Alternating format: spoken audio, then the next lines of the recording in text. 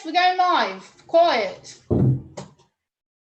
We're gonna find out now. Setting up your meeting for YouTube Live. Okay, come on. I'll let you know. It says it's live on my end. It's just popped up. Well, we got to see that it's live. Done. All right. Here we are. Well, there you go. We are live. Yeah, see, that chat is so small again. Gosh, that is like totally like annoying to me. Hello. Gemma. How are you, darling? I'm good. How are you? I am doing just marvelous, honey. I am doing just marvelous. And we got Gemma's Journey Grace with Lunatic Dad. We're going to be talking some autism today. Hopefully, does that title say, does it say it that way? Easy life. Hey, Lunatic Dad. We are awesome. Venom is up in the house. How you doing, Lunatic Dad? We are doing good. Guys, share this out and everything else. We're going to be talking about some autism going on right here. And we got the queen of autism, my daughter, Gemma Journey Grace. Gemma, come and say hi to everybody up in the chat. Hi, everybody. Good to see you. Thanks for coming in. Yeah, see, it says rapping with Kyle again. For some reason, I don't know why it says that. I have no idea. My Lord. Gemma, I told you, I can't figure out why it does that. James Grimes, hell yeah. Hi, Lunatic Dad. Hey, White Tupac, what's going on? Guys, ignore the title of the stream. For some reason that it's not coming up on Zoom. I haven't figured it out yet. But first off, Gemma, please can you explain to everybody what is autism and the effects that it has on different people and different stages of autism? Yeah, so I'll answer this in a two-part question. So autism is a neurodevelopmental disability, which means it's how the brain is wired, and it affects people by communication skills, and it basically stops my communication being as successful because I have to think more logically, and it takes a lot more sensory processing time for me to get my words out. So I have to sit here, think about what I'm saying, the tone of how I say it, how quick or slow that I say it. And it's the way my brain just mentally takes time to process everything. So again, it also has its own drawbacks with what I also have is called sensory processing disorder, which means that I have a 6-second delay in my brain, which takes from here to my mouth to think about what I'm saying. So not only that, it delays me mentally because I have to think about a lot more things than the neurotypical, which, before I offend anybody, neurotypical means non-disabled individual person, however you choose to identify as someone with a non-disability, because I get in trouble for saying that word a lot when I'm on streams. So just to clarify that, I'm not trying to be insulting. And how it also affects people with autism, it's a spectrum. So you have like low functioning respite on this end, people who need care 24 hours a day. Then you have people like me who are high functioning and Asperger's and different forms of higher forms of autism at the other end, who are very independent, need very, very minimal care or supervision with everyday chores or everyday living skills. So I'm able to pretty much do everything on my own to a degree. And a lot of people like me are independent, so we can live on our own. We can have our own places. I have my own apartment in here, and I'm able to do what I need to do to function. I have a lot of coping strategies. And also because autism is known as a male-based condition, they often, with females like myself, it's often, oh, you can't have autism because you're female. Oh, it drives me bonkers, because just because we mimic and we act and we cope in society doesn't mean we can't have it. And the reason I'm so obvious with my form of autism is because my eye contact is absolutely appalling, which I'm aware of. I don't get jokes and sarcasm. I struggle to understand the meaning of jokes, and people actually get annoyed with me because they have to full explain the joke and why they've said it. By the time they've explained it to me, it was like, oh, well, that wasn't funny because you've had to explain it. And I'm like, well, to me, I don't get it. So I don't tend to read jokes that well.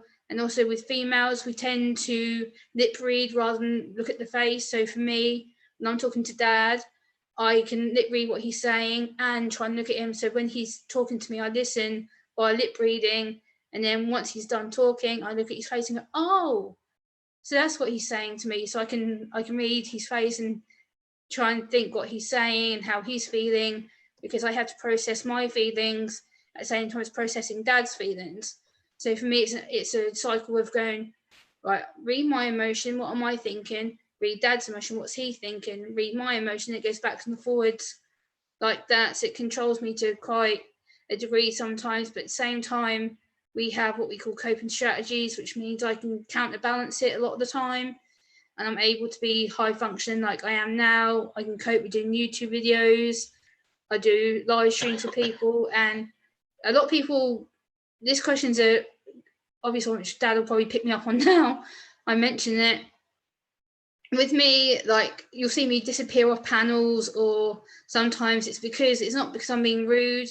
If you have more than 4, 5, 6 people on a panel, I will jump off because it's over sensory issues for me. It's too many people, too many voices, a crowded situation. So therefore I remove myself to de-stress myself. And if I want to come back, I will. But if I don't, I stay in the chat. Usually I'm like, oh, I'm sorry, I've had to drop off because I can't cope with the amount of noise and the fact that people talk over each other on panels a lot of the time. So for me, I just remove myself, disappear, and get myself back to being calm again so I can stay in the chat and carry on with the stream rather than just going, I'm going to have a meltdown and ruin everything for everybody. So it's a way of me just taking myself out of the equation rather than overwhelming the stream owner at the same time. So it's just a way that I cope. So I hope I've answered that. Now, Redback Gaming says he has autism. GWD says autism are in most girls and boys. Respect. Yep. Now, Gemma, we have had recent reports of things happening to people with autism by the police, that they don't know how to go ahead and deal with people who have autism or any mental disorders. Now, you told me about something that was very disturbing, that a young man was shot. Can you get into any type of detail and what things that the police should know when dealing with autistic people? Yeah, so this young boy is called Lyndon. He is 12 and he lives in Utah. And what happened was his mother had made a mental health call to their local police sheriff's office because he was known to the family for having mental health violent meltdowns as part of his autism. His mum had got to her last temper and had phoned the police to ask for mental health support. Instead of sending the mental health crisis police out to her to help her, they sent out regular officers, and the officers arrived there and they were told that the young boy apparently was being violent. They were told that he'd had a weapon or had threatened to get a weapon.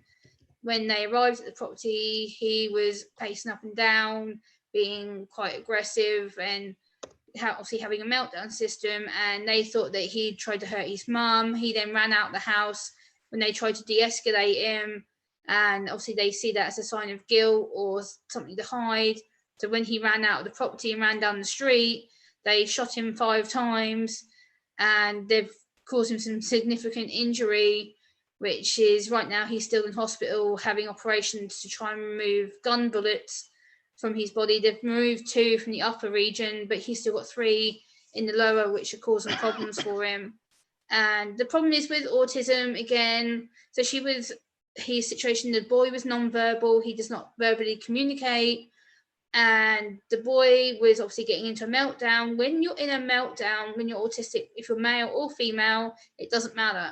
When you're in a meltdown situation, the last thing, I can't stress this enough, is do not approach us, for God's sakes, because if we're in a meltdown situation and we're going through all the emotions of feeling sad, angry, frustrated, confused, we don't know what to do, we don't know who to trust, and all the emotions come to the forefront. It's just one big bam, wham, wham, and it overwhelms us to such a point where we have to take ourselves away in the situation. In his case, he did his self-coping mechanism, which was to go out of the house and walk down the road to cool himself down. The police saw that as a guilty conscience and shifty behaviour, so shot him. And the last thing you want to be doing is going up to an autistic person who's really in distress and was known to have had violent episodes of meltdowns and was regularly being checked on by the police because of his episodes. You don't know how much damage you've done to that individual, and let alone the family. The poor mother is absolutely in hysterics because she's having to see her son with wires in him. She's had to see him having operations done, and he's still going to have surgery. He's still going to be permanently scarred from the injuries he's received. And that he was innocent. He had no weapon. He had nothing on him. He was checked. The property was double checked. And all because the police officers were led to believe that he had a weapon, that he was going to harm his mother, which he did nothing of the sort. He just yelled at her because he was non-verbal and she was scared. So she phoned the police, but they sent out the wrong type of officers. So again, it's lack of communication. Again, it's lack of support for autistic people in general, because disabilities, especially autism, learning disability, mental health, there is no knowledge. There is no proper etiquette of how to talk to somebody. There's no proper training to say, hey, it's okay. You don't have to be scared of me. You don't have to think, oh, I'll have to shoot them or I should restrain them, because again, that's one of the automatic thoughts of police, is to restrain somebody. If you put your hands on an autistic person who's having a meltdown or going into meltdown, you are going to get smacked, bitten, kicked, punched, any of that stuff, because the person will freak out and they'll lose control of their emotions and they'll want to just retaliate, which gets them into trouble. And this was a miscommunication of that incident. So just approach us in a way that respects us and we'll respect you. It's about making sure you take the time to know us and understand us for who we are, because it's seen as an invisible disability, but we can't show you what's in our head. We can only show you the minimal physical aspect, like the anxiety and meltdowns, because they are obvious. You can see when we're shaking, or if we, like for me, dad sees when I'm tensed up. I'm like, I don't feel well, and I'm all tensed. I'm frustrated. I often would look around the room, and people go, "Oh, why can't you keep still?" Because I'm getting overwhelmed, and I'm having to try and self cope so I'm calm. So like before this interview, I was calm, I was happy, and I am happy. And I was going, okay, I've got an interview coming up. I'm good. I have my dinner. I've got my nephew here overnight. He's in the next bedroom, so I've got him with me. And we've been watching some wrestling and chilling out. And I'm like, and I'm calm. I'm ready to face what I need to do. So it's just little things like that that help me go, and life can be good because I can put myself in that calm position. So now Gemma, Alex Perdomo says he has a little bit of autism. Rodback Gaming says, I have a meltdown like that when I was younger, kid with autism, which leads into my next question, which leads into my next thing as we've been talking about autism. Everybody, please make sure you give a thumbs up, give some love out to the fam, everybody. So listen, I wanted to ask you this.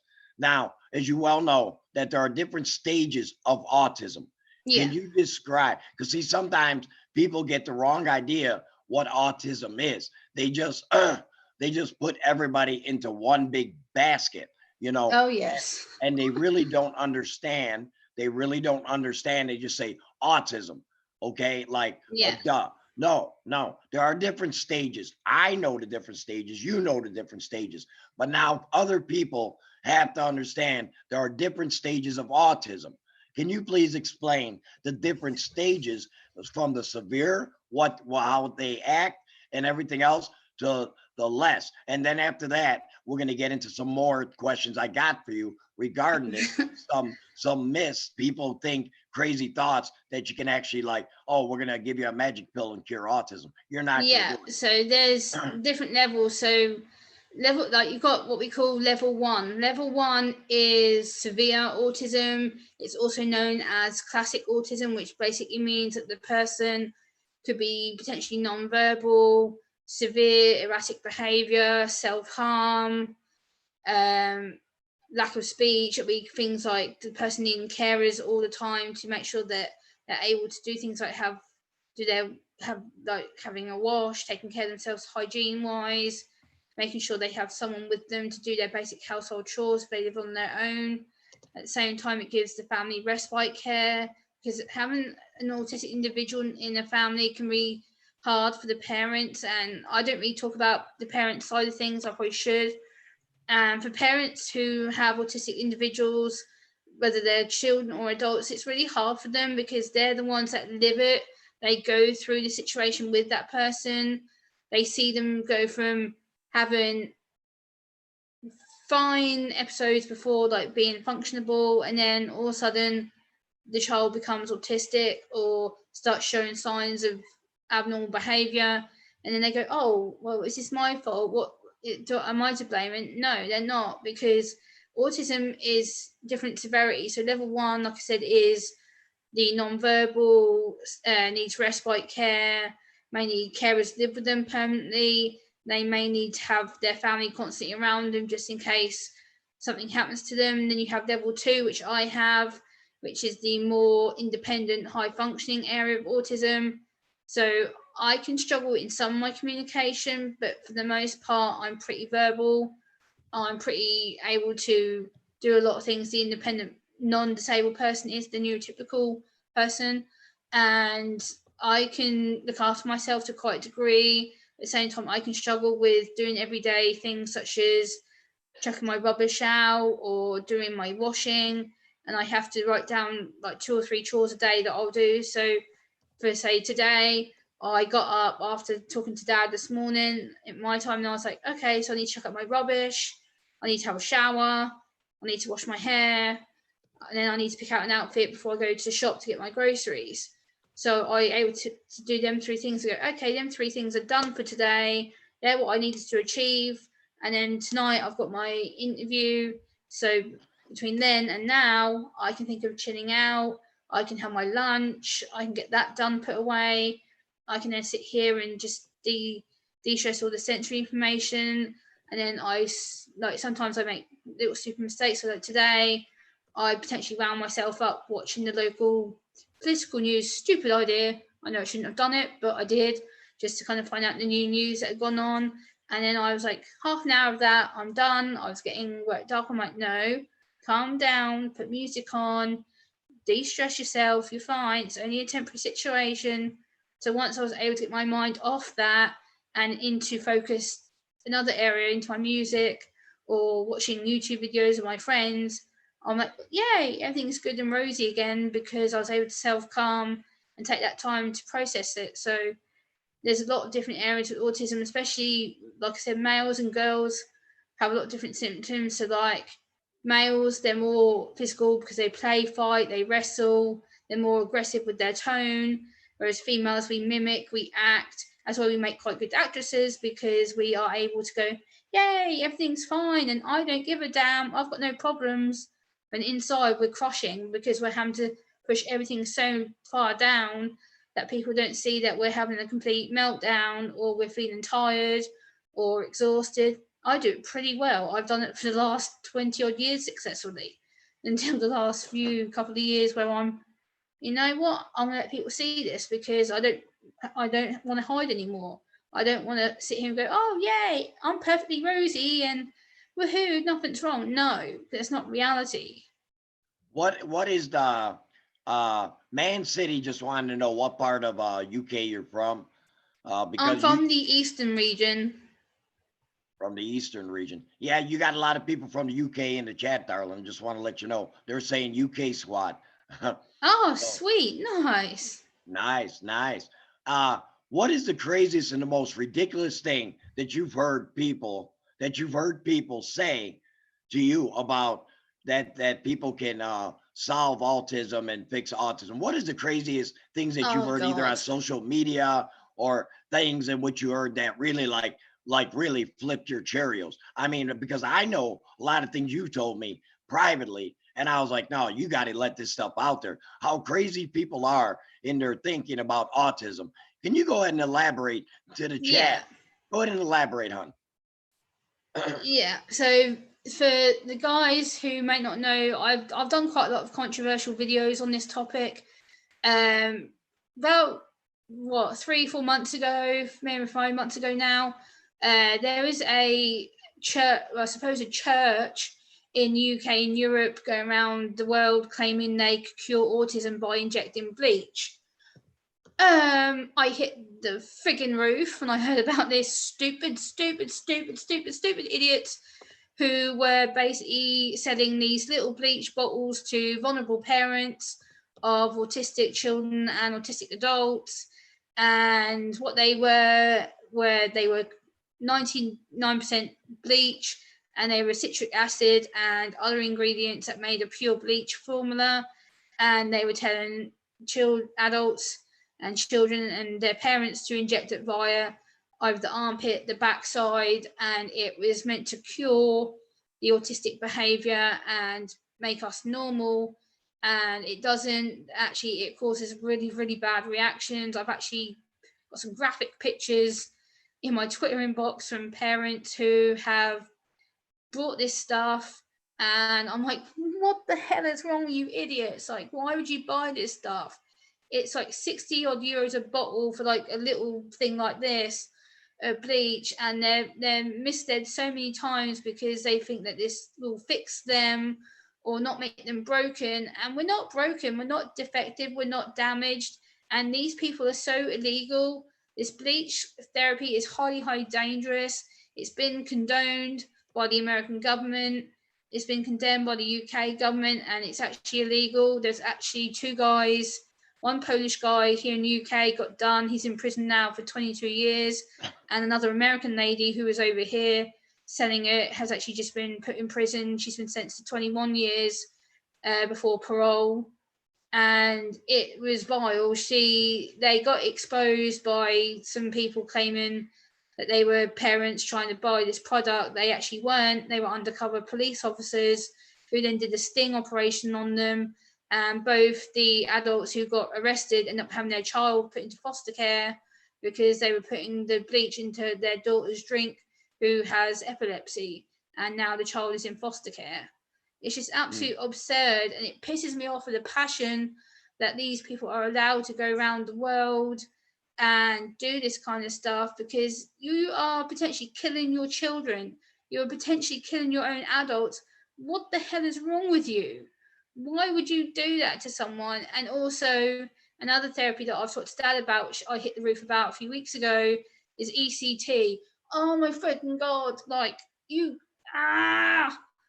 electric shock therapy is basically what they do is they put a magnetic helmet on your head here, and they attach wires directly into your brain by this magnetic hat, and it literally just shocks bolts of electricity through your head, and it's meant to cure our stimming behaviors, our autistic obsessive behaviors, and it's meant to make us normal, and it's meant to be an effective way of curing any disability. They claim it for autism, depression, OCD, epilepsy, any kind of neurodiverse disability. They claim they can fix it. They claimed it for cancer.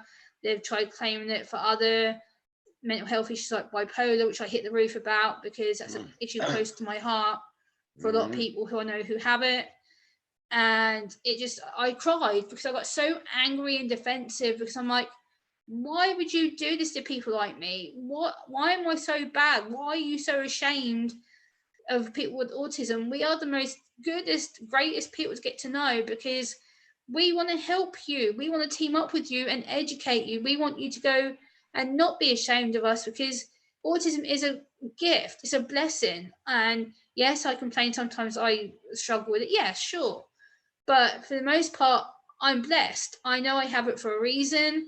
I see the world in a different way, and it really, really makes me special because I stand out. I don't take no for an answer. I'm very blunt. I'm very direct. And I know a lot of people are like, whoa, Gemma, what's wrong with you?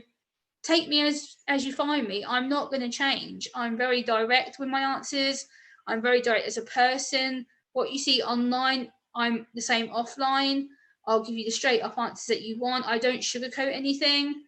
And autism isn't a bad thing to have. It's a different way of processing the world. And people should come to me and get to know me rather than just seeing the word autism or hear me talking about it. They go, oh, well, she must be like delayed and she must be a bit stupid. And no, I'm not. Just because I have a disability doesn't mean that I'm not a nice person. Get to know me. Talk to me. I will answer anything you've got to throw at me. I'm pretty much open out there. I don't hide anything.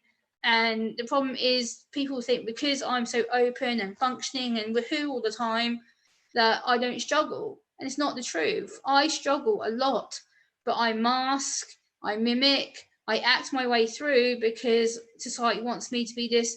I don't give a damn, I'm fine when I'm not, but I put on a good face for the most part, or I put on part of an act that people want to see because it's, oh, well, you have to be normal, you can't be different. Screw you and your frigging opinions. Who makes you the boss of me? Nobody. I'm myself and I live my life the way I want.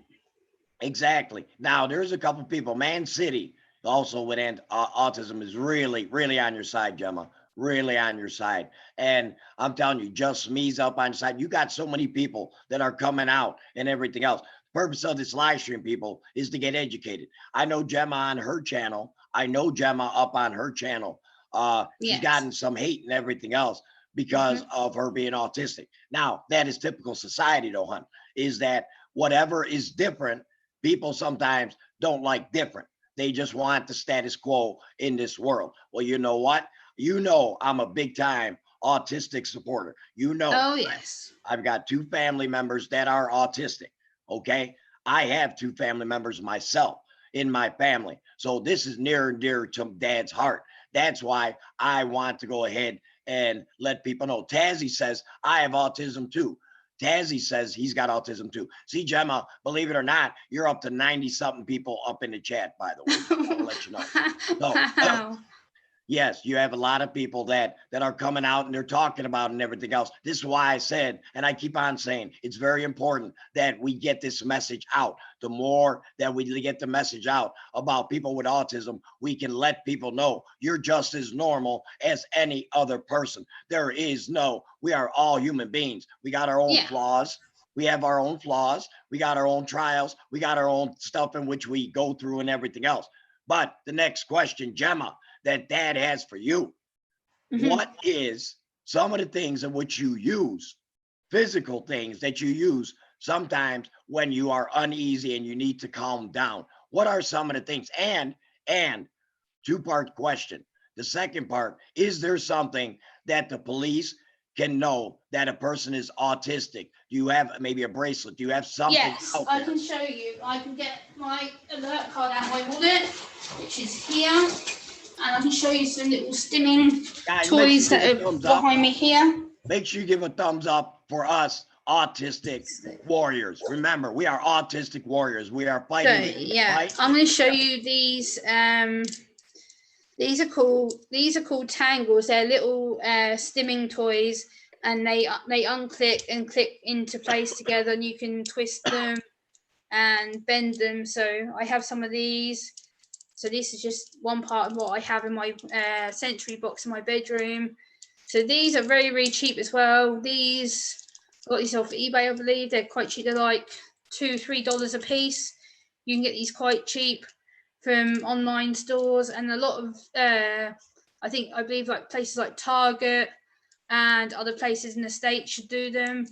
They're very well known in the States. These ones came from the States that I got there. And also in America and the UK, there is what we call the Autism Alert Card, and it's basically a 2-part document. So that's my part, so my name, and then I have my dad as my emergency contact. So if I'm out in public and something happens to me, they can dial my dad to speak to him and get him to either come and get me, or they can let him know that they're holding me somewhere to help me. And then this little white bit down here is for the professionals. Yeah, my nephew's just chucked some more. These are some more different tangles that my nephew's been playing with. So these are some different metallic ones, and there's also a furry one here with different colours on it. So they're just some more tangles that he just brought in.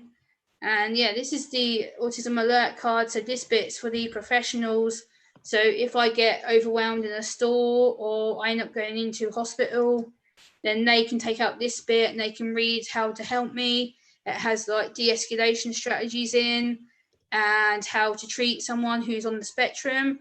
So this goes in my wallet with me. It never ever leaves my side. It says that this holder or this card has autism. Please see inside for the important information. And then there's also a contact number and website on the back. So if people want to know more about how to get hold of one, then you can. These actually, they were free up until last year, but these are now like, I think they're like £2 or £3 UK money. But they're very, very helpful. They fit in every single wallet. Mine goes in my wallet all the time. So that's just one part of what I carry with me. And also recently, this is a perfect example for people who are on the spectrum or any form of disability. I know a lot of us have to wear masks, but I will show you mine because I'm exempt. This is the sunflower lanyard for people with hidden disabilities, and it basically says I'm exempt. And then on the back piece on here, it has an emergency contact section, so you can write in the person you want to look after you on the back. And I wear this when I go to like the store, or if I'm going to go on public transport, I'll wear this so they know that I don't have to put a mask on, so it stops me from getting in trouble. So it's a really good way of identifying someone who has a disability of any kind. And this, I think my mum's husband got this for me online. I think it's like £3, and it came in like 2 days. Very, very helpful if you become non-verbal, or if you don't want to wear a mask and you have a disability. Get your hands on one of these. I'll send Dad the link to this website so that you can click on the link to go and check it out. So just little things like that are immensely helpful for me, and it helps me to de-escalate quite quickly.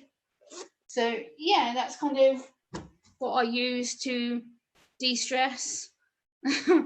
Now, you mentioned a mask.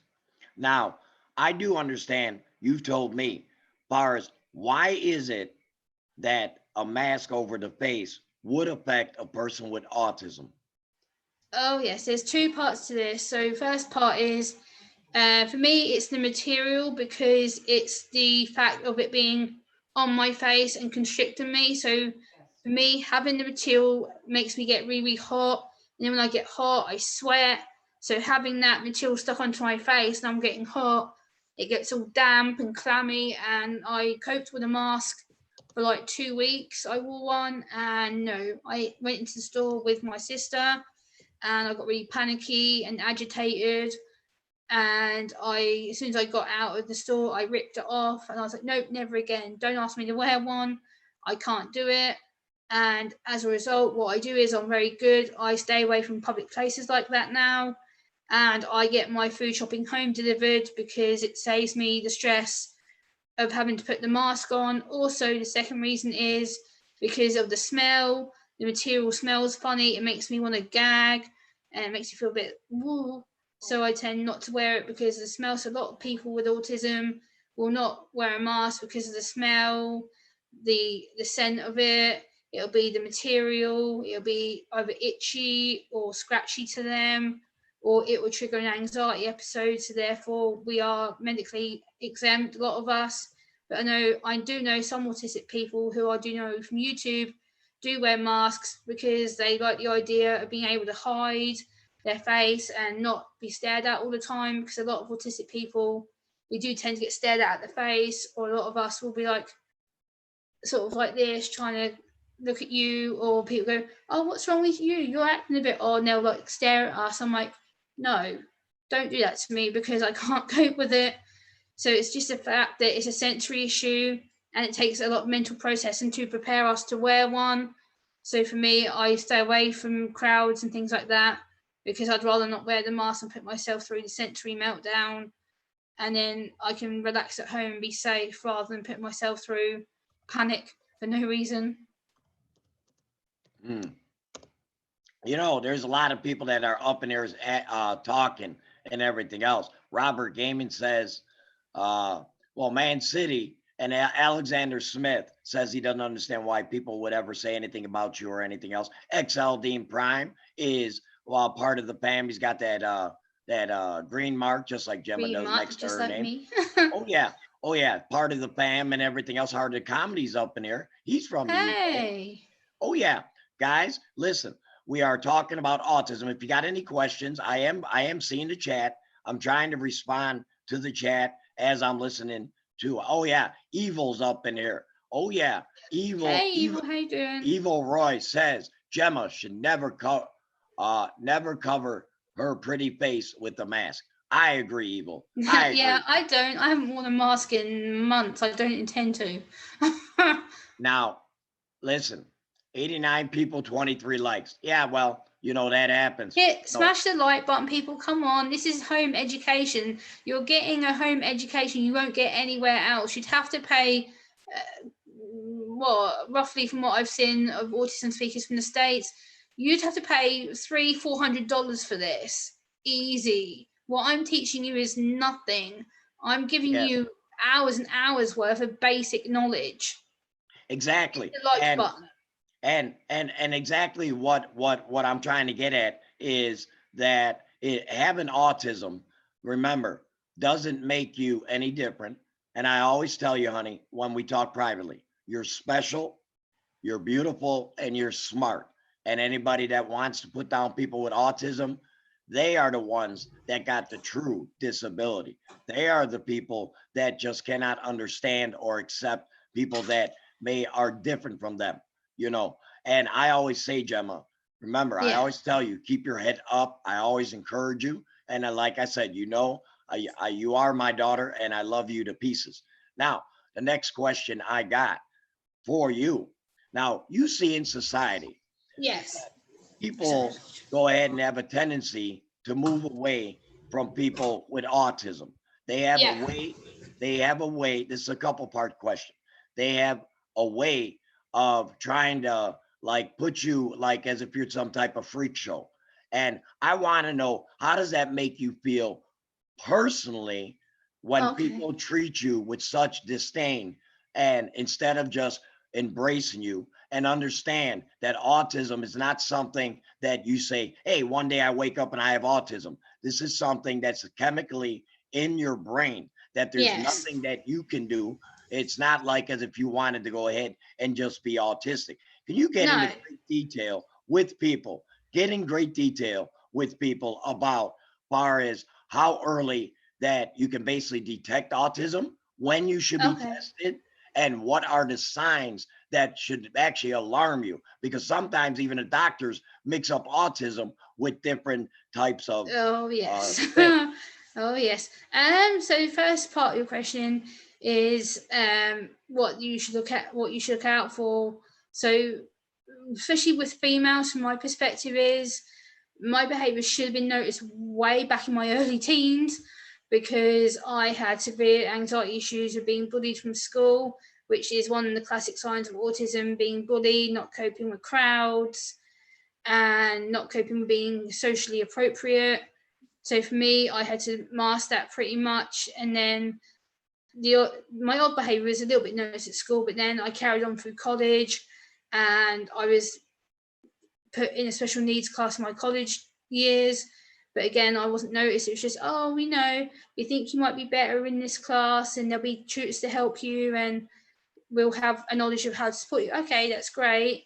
And then they awarded me what they call a LSA, which is a learning support assistant, to help me with my coursework. So I had a fantastic guy, for 2 years at my college education, who helped me to make sure I kept on track with my coursework, my homework, and to make sure that I was coping with the coursework in the classroom. The second year, when I'd finished my first year in my college, they decided to take him away from me, because they claimed that I was highly coping and I was not presenting any struggles. And I was like, yes, you have no idea. I may be presenting that way because I'm able to catch up with the work. I research a lot on my own time out of the college classroom. I'd spend hours at home reading books. I'd write for hours, do my homework at home. And then the next day I'd go into college with 10, 12 pages of handwritten work that I'd done overnight. so that I was ahead of the classroom.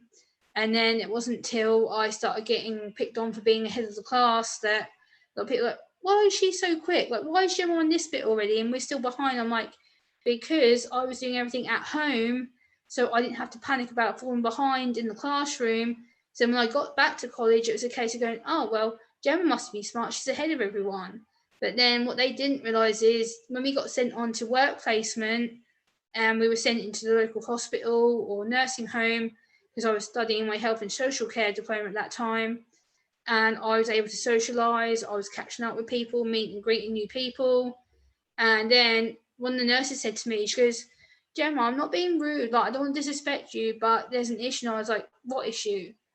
And she said, you don't make very good eye contact. And that sort of took me aback. I was like, what?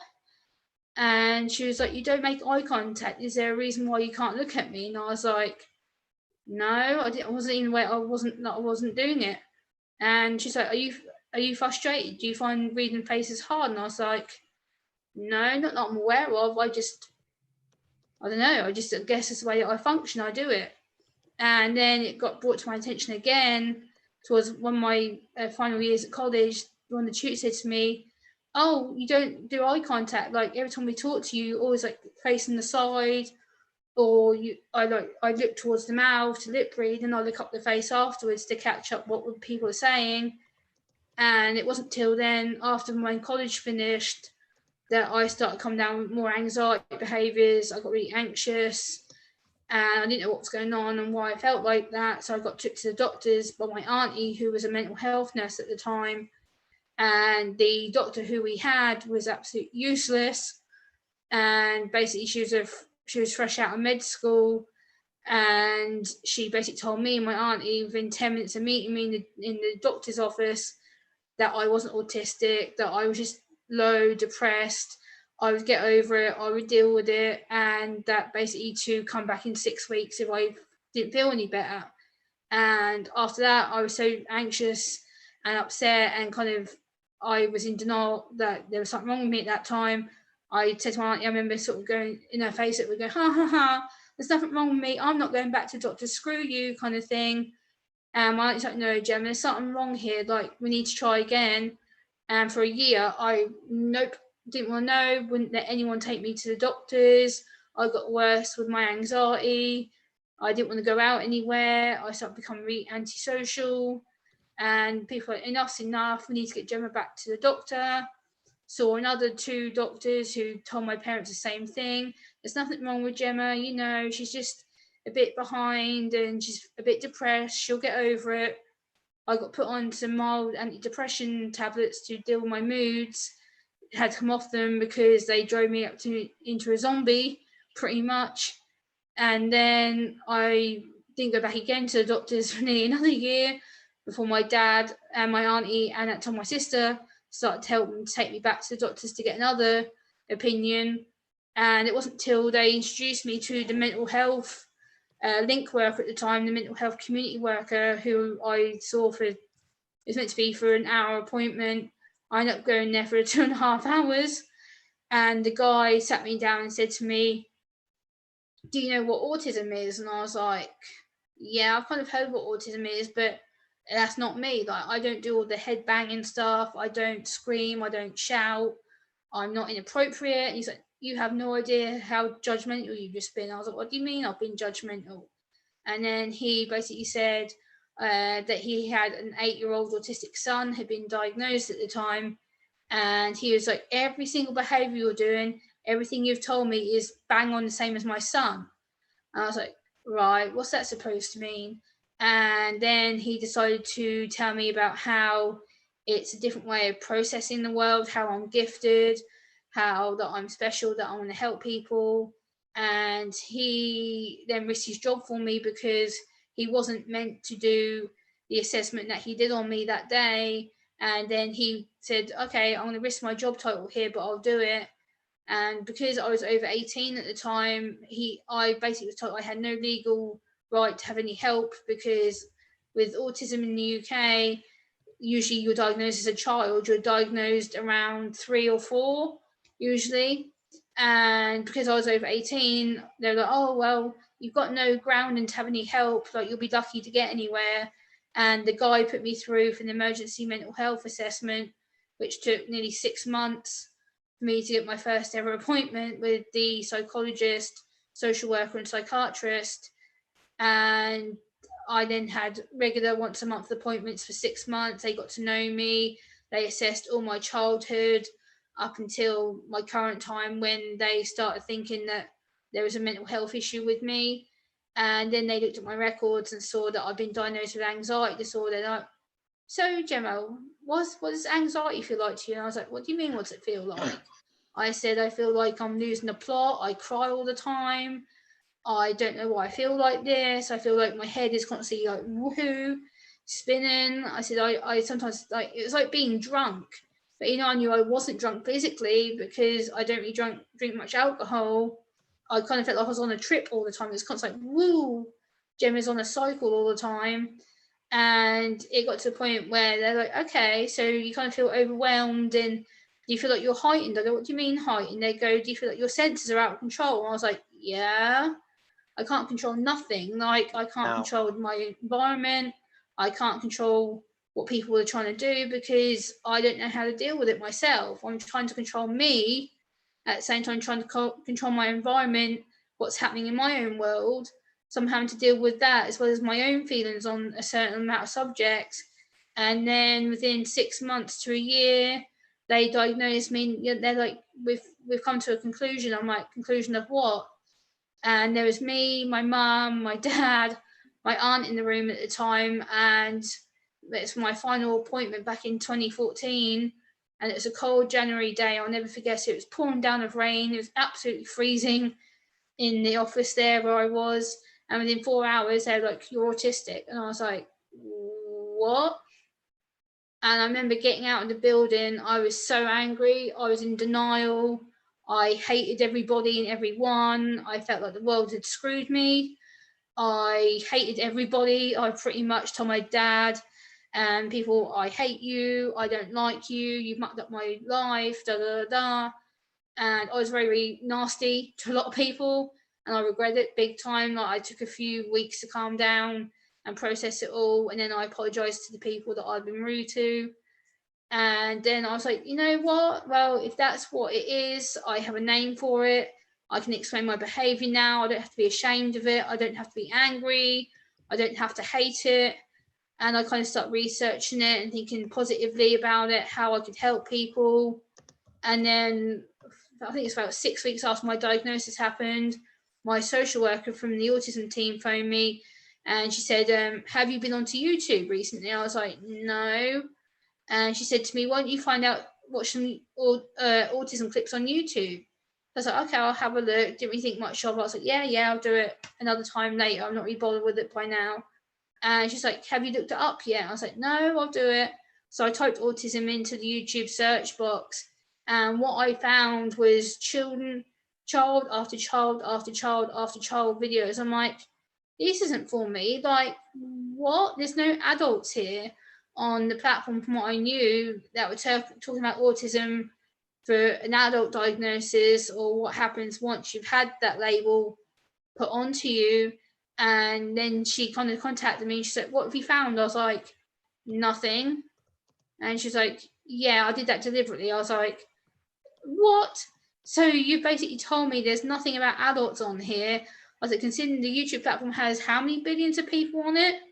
And she's like, yeah, you would have thought there's some adults on here, wouldn't you? I was like, yeah, just a bit to help me would be good. And she was like, why don't you start your own channel?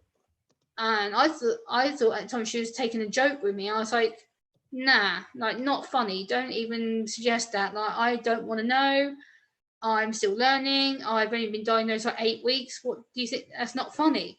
And I kind of ignored it and laughed it off. I'm like, no, that's not me. I'm a viewer. I'll just support people and that's it. And she was like, try. And I was like, what am I going to do on YouTube? Like, I don't know. Like, people might not want to watch me. And she's like, just do one video, like talking about autism or your journey through the mental health system and see how you get on. Hey, and I Gemma, uploaded, yes. I want to read a little bit of this chat. I Okay. mean, you would not believe.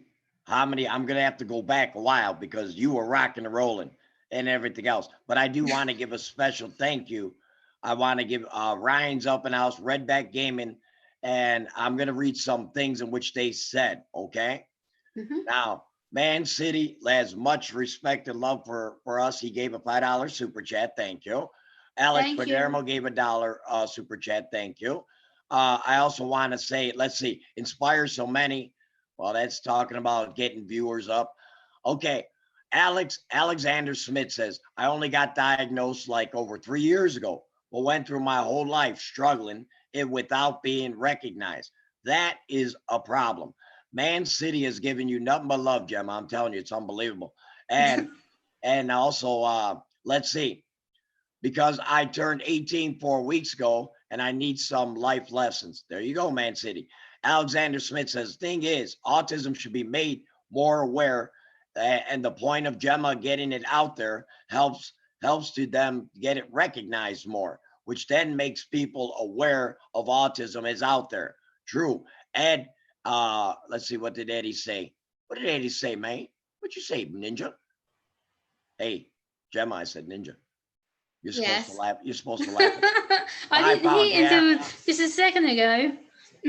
No, but I mean, I'm not concerned about that. But again, I do have to say it. If you want to join the fam, hit that join button and everything else. There's a lot of things going on. But anyway, the ones that got the green next to them, remember, I do always say that you get your channel's name on the front of the Lunatic Dad's channel. I do have a lot of free giveaways once a month for people who are part of the fam. I do go ahead and draw. I buy someone, I'm out on the road, and I give it out to the people. One winner per month. Gemma, hopefully maybe you might win this month. You never know. And anyway, let's get back to the stream. Just want to let everybody know that Gemma is rocking and rolling. And girl, I'm telling you what, I don't even need to say anything. I need to just shut up and let you talk. I mean, it's really cool. Now, far as with when you were growing up, yeah, what type of memories did you have that your parents had to deal with it? And when did they first suspect that you could be autistic? And were you ever misdiagnosed before you had the diagnosis of autism? Okay, so the first part question, with regards to my parents, we only started talking about it. I think it was must have been about 8 or 9 years ago. I'd actually been out for the day with some friends at the time, and I'd come back to my dad's house because I was having dinner with my dad and some of my family, and they had some books by a well-known author who talks about autism. He's an Australian psychologist, and he has his own clinic in Queensland, I believe, and it's called Heart and Mind Clinic, and he does a lot of diagnosis and treatment with adults and children with autism. So I was like, I knew of this guy, who he was. I was like, okay, why is his books all over my dad's floor in the lounge? I was like, what the hell? And then I walked into the lounge, took my shoes off, and was going to go and sit down and watch TV. And then I come across my dad coming into the lounge, and he's like, I freaked. I saw these books with my name being highlighted in them. I'm like, what the hell? Why is my name on all these bits of paper? And it's like bright yellow highlighter pen with my name all through these paragraphs. I'm like, what? And I legged it. I got so angry, and I ran to my auntie's house, who lived around the corner of my dad at the time. And she was like, right, calm down. What's going on? Why are you triggered? Like, why are you upset? And I'm like, I'm upset. I'm angry. I want to yell. And she's like, right, calm down. What's wrong? I said to her, I went, you must know about these books. And she said, what books? And I was like, the autism books. And she's like, oh, you found out? I went, yes, I have found out. I think you better explain. And she was like, oh, how am I going to do this? I was like, how about now? Talk to me, because I'm angry and I'm frustrated. And she's like, it's nothing to be angry about, Gemma. We're trying to help you. We're trying to support you. And at the time, I felt like I'd been stabbed in the back. I felt like I'd been betrayed. And I was like, you're meant to be my family. You know, you don't do this to me. You don't stab me in the back. You don't talk about me behind my back. We're meant to be close. You're meant to help me. And they go, well, we did try, Gemma, but you weren't willing. And I was like, you didn't try, because if you would have tried, it wouldn't have been so hard for me to find out that you thought there was something wrong with me. I said, you know, it would have been a bit more open if you would have told me. And then when I managed to calm down and talk to my dad and my auntie about it, my dad's like, well, we'll get you help, we'll get you sorted out, like we'll make sure you get the appropriate support and everything else. And that's when finally I kind of agreed to do all the autism diagnosis stuff, because my dad was really struggling with me. My mum had been trying for a very long time. I've kind of been in and out of the medical system since I was about 3-4 years old. And I'd already had underlying problems with my coordination, which is a big giveaway with autism. A lot of people with autism have coordination issues. So for me, I have muscle tone problems. So for me, what happens to me is it's also known as being hypertonic. So my muscles are more stretchy and more flexible than they should be.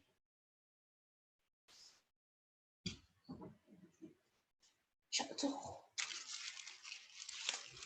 Yeah, basically I struggle when I bruise myself, if I fall over or I go to hurt myself, I kind of bounce back rather than injuring myself a lot of the time. And also another thing that I notice is I walk funny. So when I'm walking, instead of walking flat-footed like this, that everybody should, I tend to walk heel to toe like this.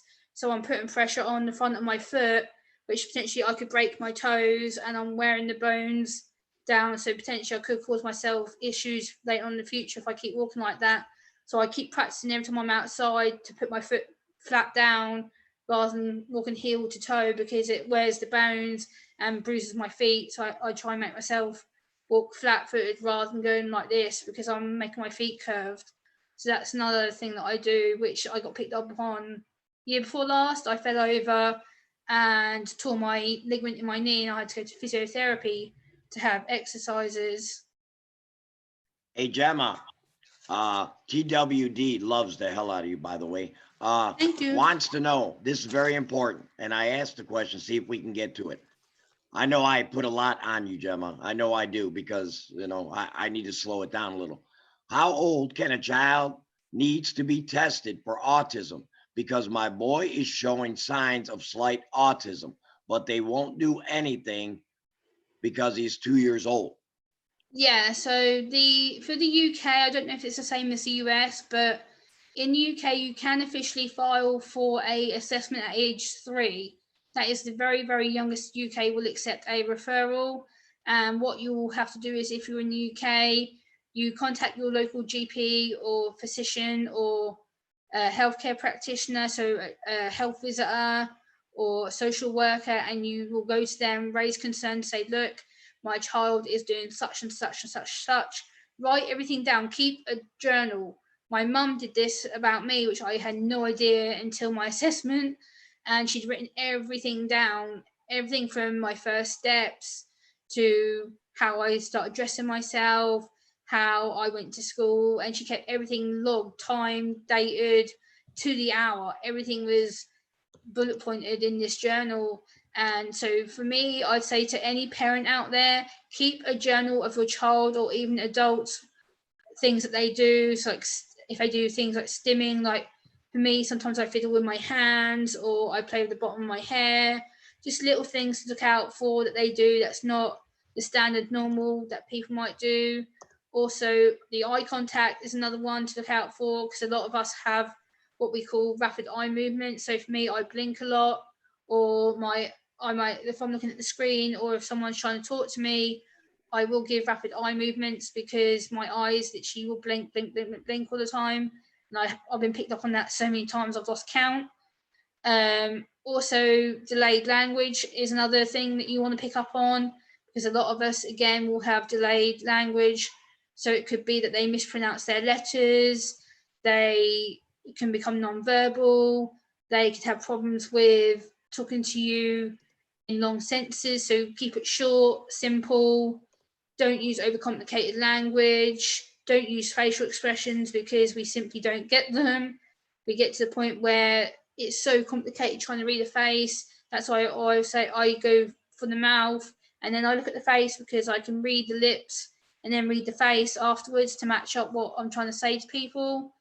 So things like that you want to pick up. Also, It could be things like not intentional self-harm, but little things they might do, like pulling their hair, or things like damaging pieces of property, so smashing things, especially for young boys. It'd be like being rough and tumble, throwing things around, especially things like game controllers, like lights, like light shades, lamp shades, whatever you want to call them. Things like that you might want to take into notice. Food problems, when you dish up their food on the dinner table, they may not want things touching on their plate. So for me, if you see a child who is deliberately going like this with their food and they're trying to separate it, or you put two foods too close to each other and you see the child sort of trying to pick it away, it's because they don't like the smell or the colours next to each other. It's too overwhelmed for them, so therefore they're going to go, oh, no, and they'll throw it, or they'll just try and pick it out and throw it everywhere onto the floor or whatnot, depending where they are eating. It's just little signs like that that you can tell something's not right, or things like not want to be touched, not wanting to be name called. So if you call your child's name and they don't respond to you, that is an automatic sign of autism because the child is withdrawn. So it's just little things like that you should pick up. And if you do have any questions for me, you can always tweet me. I will give Dad Dad has my contact details anyway, but he can give you my contact details so I can chat to you in private about that. It's just simple little things like that you can pick up. I'm trying to think what else they picked up with me. Like for me, I'm very formal. My language, a lot of us are very formal. We like to be logic. We're very good with facts, figures. We like to be on order with stuff because order is what keeps our structure going during the day. So for me, I tend to have a repetitive routine. I get up. I usually speak to Dad every day in the morning. I do my journal, then I go and do my housework. And that's how I structure my day every day. Usually is I wake up, knowing that I'm going to speak to Dad. That's my one true happiness that I know I'm going to do every day. I have a certain time that I speak to Dad at, so I know that's my happy place. I'm like, okay, get up, woohoo, phone call. Then I go from the phone call, do my chores. So that's my structure every day to keep me, yay. So that's a good way of picking up things as well. We're very strict with routines. If our routine gets broken or if something has to change, you'll notice more of the anxiety, the fidgeting, the stressing out, because they're not used to change. They're used to being predictable. They're used to having the same person around with them all the time.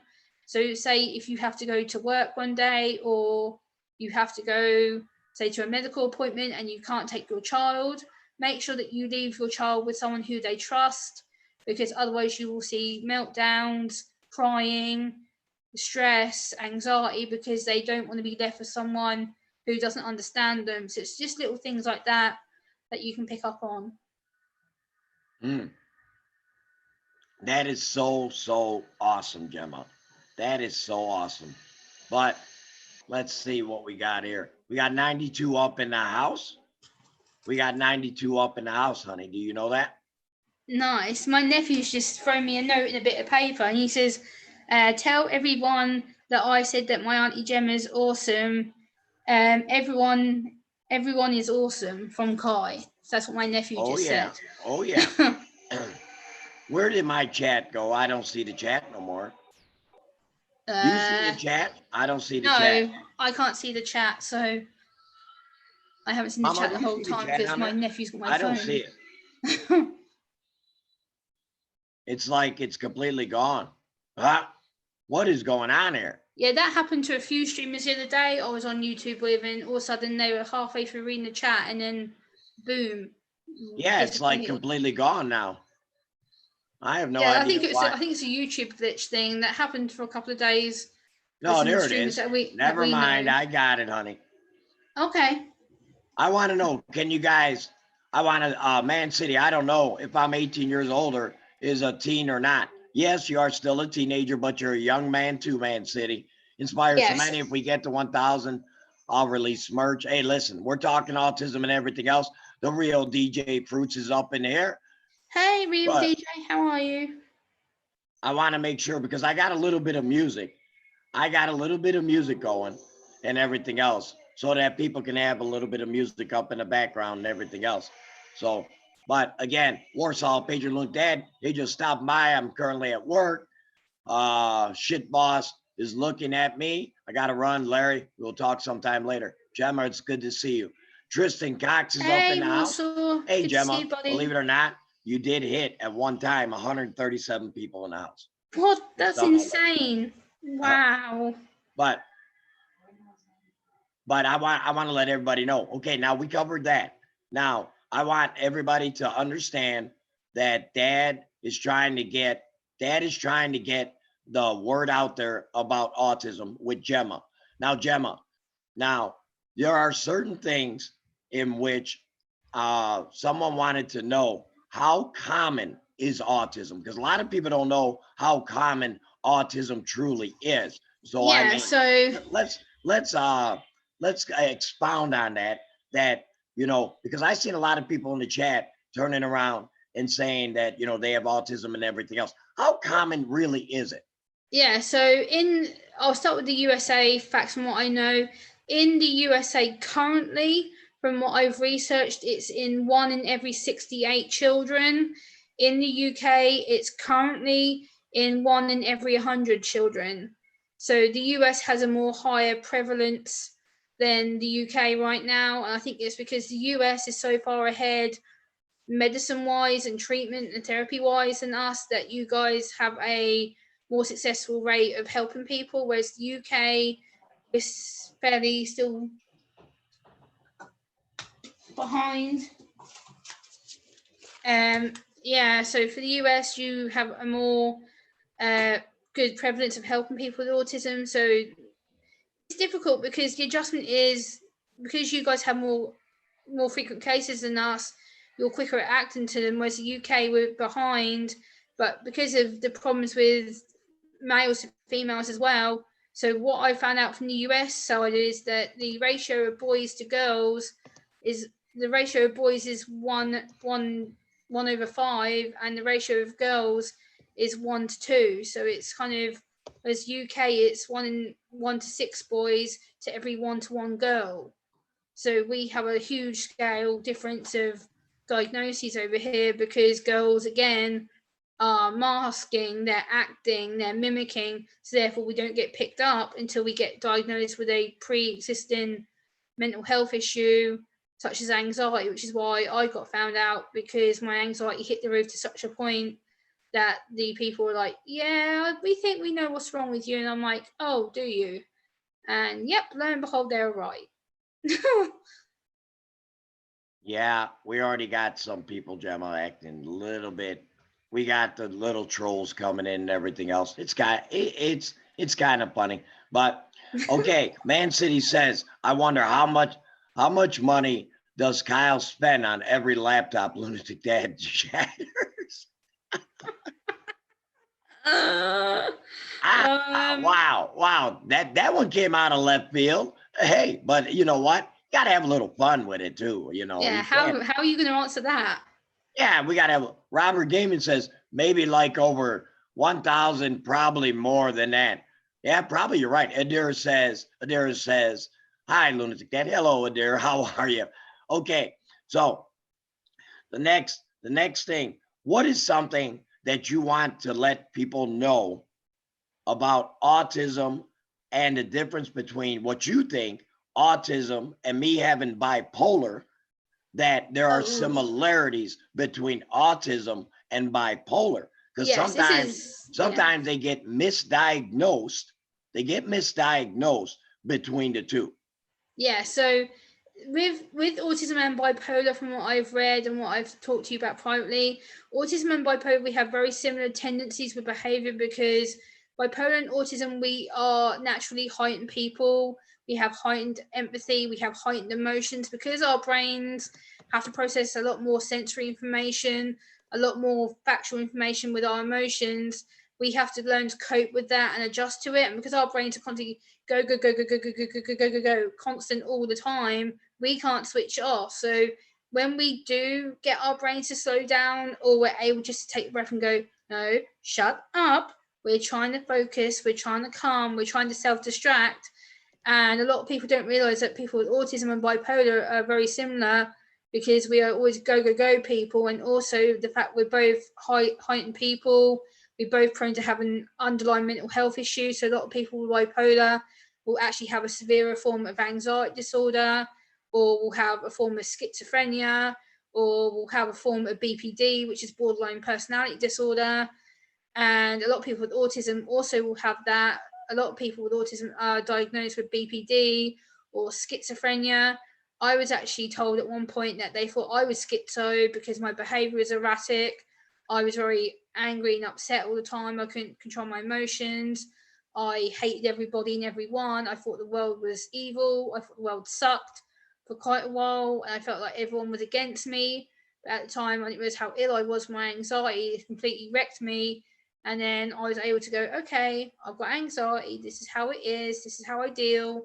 And I've learned to control myself to the point where my anxiety, yes and no, has its moments, but for the most part, I can control it and I can squash it to such a point where I'm like, yeah, it's in my head. I still can feel a bit woo, but I don't show it because I'm able to go, you know what? I'm owning it. I'm ruling it. I'm not going to let it keep controlling me all the time. And yes, there's days where I let it rule me and control me, but at that point, I'm so tired and drained from doing everyday stuff. I'm just like, okay, I'm gonna let myself crash. I'll disappear for a couple of days, reboot, and I'll be back. Yay! Gemma's all happy and ready to go again because I'm able to cope better.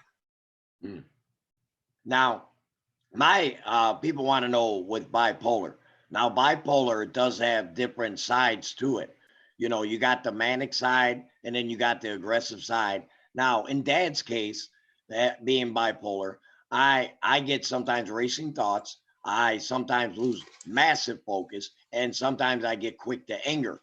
And I've had it since I mean, now mind you, back in the 60s and 70s, they had no idea what even bipolar is.